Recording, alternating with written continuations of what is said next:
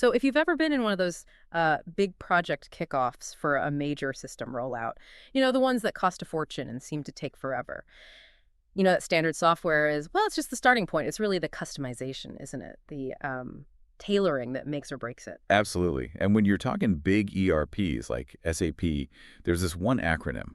It's kind of the code word for all that tailoring. It's what everyone, consultants, clients, uses to talk scope, budget, risk. We're talking about RICE. RICEF. What? Okay, so our mission today really is to give everyone a solid handle on RICEF.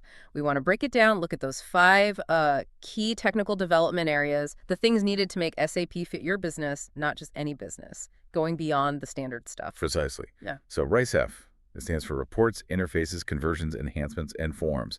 And maybe the key strategic point right off the bat, these RICEF objects, they're what really drive the cost, the timeline, the complexity, and even how hard future upgrades will be. Ah, okay, that's the real takeaway then. It's not just a tech list, it's like a risk meter.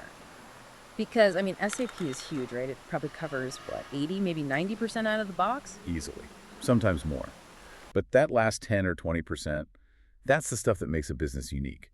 Standard functions just don't always cover, say, a very specific way they value inventory or some niche regulatory report they absolutely have to produce. RICEF is how we, classify and manage bridging those gaps. Got it. Okay, let's dive in then, starting with our reports. This sounds like visibility, getting information out. Exactly. Reports are basically the eyes and ears for management, for users. They're built to pull out critical data, display it in a useful way, help people make decisions. But the standard reports that come with SAP, I'm guessing they don't always cut it for those really specific needs. Often no. Yeah. They're great for, transactional views, what happened today. But maybe the CFO needs this super specific profitability view, combining data in a way no standard report does. That's when you have to build a custom one. And building custom means specialized skills, right? You need developers who know the system inside out. That's right. You're talking ABA programming. That's SAP's own development language. So yeah, it means paying for those specialized skills, and importantly, you're creating something extra that needs maintenance, especially during upgrades. Technical debt, essentially. So you really need a solid business case for each custom report, knowing it adds that ongoing work. Can you give an example, like a report that would definitely be worth that custom build? Okay, think supply chain. Maybe a company needs a report showing raw material usage per month, but specifically grouped by vendor, and only for materials coming from, say, high-risk regions. Standard reports might show usage or vendors, but combining it all with that custom risk filter. That's a classic custom report. Necessary for risk management, but totally custom. Okay, that makes sense. So from getting information out, let's talk about getting information across to other systems, the I. Interfaces, this is where SAP stops being an island, right? Starts talking to everything else. Interfaces are all about integration, connectivity. They're the pipes, basically, for ongoing, often real-time data flow, either between SAP and some external system, like, a separate warehouse system or an e-commerce site, or even between different SAP systems in the same company. And that's just crucial today, isn't it? Yeah. No company runs only on SAP. It has to talk to the sales platform, the logistics partners, the bank. Absolutely vital. Interfaces automate that whole communication loop, keep everything in sync. And in the SAP world, when we talk interfaces, we often mean specific tech. Right, the jargon. Give us the quick rundown. Well, the big ones are often iDocs. Think of those as like standard digital envelopes for sending data between systems. Right. Or RFC's remote function calls. That lets one system actually trigger a function, run a program inside another system instantly. These are sort of the standard ways SAP systems talk. So if I sell something on my website, Right. the interface, maybe using an iDoc, tells SAP Financials to book the revenue and tells SAP Warehouse to ship it. Exactly. It keeps the data consistent across all your different platforms, the daily heartbeat of data. Okay, so that's the ongoing flow. But what about the big bang? Getting all the old data into SAP when you first launch it. That sounds terrifying.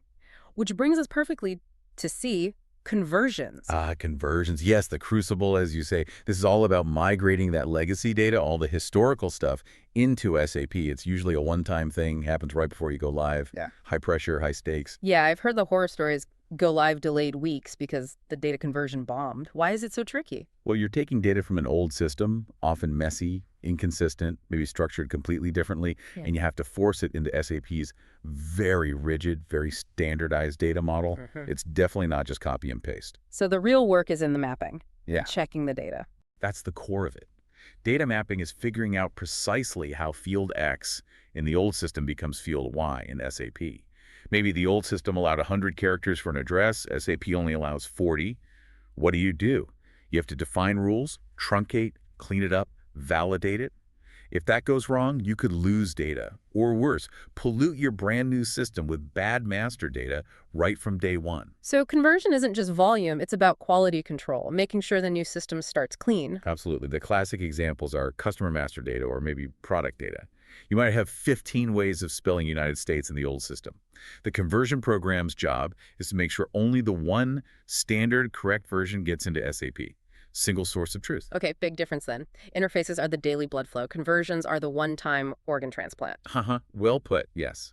And once that new heart is beating with clean data, then you can start tweaking the system's actual behavior, which leads us to E, enhancements. Enhancements. Okay, so this is changing how standard SAP works, adding those unique business rules. Yes, but, and this is probably the most critical distinction in the whole RICEF concept, enhancements are done without modifying SAP's core code.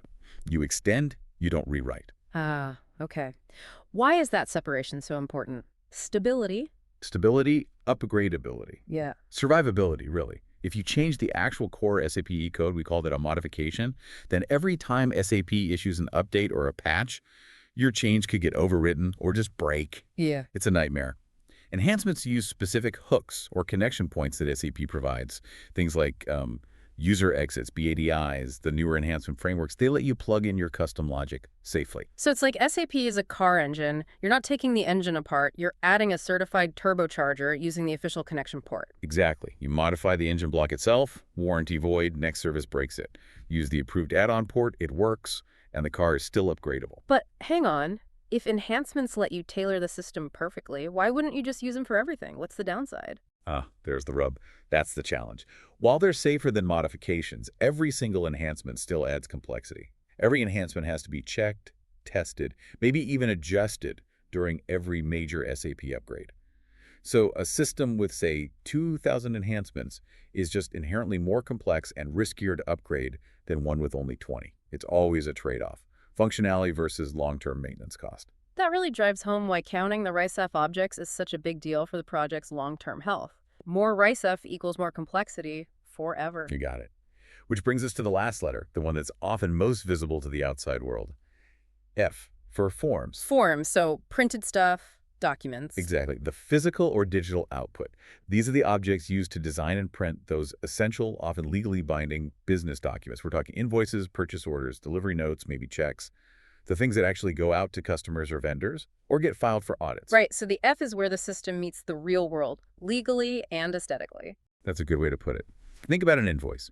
It has to have certain legal information, tax details, payment terms, but it also needs the company logo, the right colors, the brand look and feel. You can't just send a plain text file. And like reports, you need special tools for this, to mix the data and the design. Yep, SAP provides tools like SAP Script, which is older, Smart Forms, and the more current Adobe Forms technology. These let developers pull live data from SAP transactions right onto a nicely designed, consistent template. So the example is designing that company-branded invoice, pulling in the customer name, the items, the total price, but also adding the logo, the legal small print, the specific tax ID number required by law. Perfect example.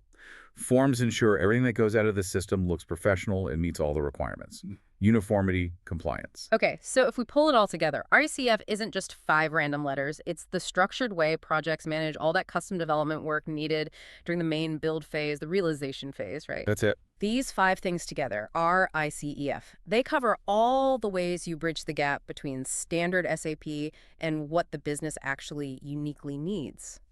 And if you look at a project proposal, like a statement of work from a consulting firm, that RICEF list, the kind of reports, interfaces, conversions, enhancements, forms, that's probably the single best indicator of how big, how complex, and frankly, how expensive that SAP project is going to be. It tells you just how much tailoring is involved, which I think leads us to a final thought for our listeners. Well, the key takeaway for you is really understanding that RICEF represents the essential building blocks for adapting this huge, powerful software like SAP to fit your specific organization.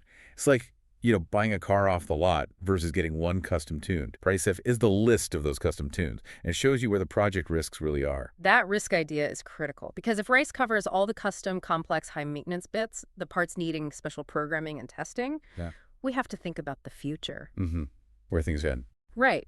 If the big trend now is cloud ERP systems pushing for more standardization, less deep customization, so upgrades are smoother, continuous, does that mean, well, is the era of these massive, complex RICEF lists maybe starting to fade as cloud takes over? That is a really interesting question. Will the benefits of standardization and easy upgrades eventually outweigh the desire for that unique competitive edge you get from heavy customization? Something to definitely think about. Well, thanks for breaking down RICEF for us today. My pleasure. Good discussion.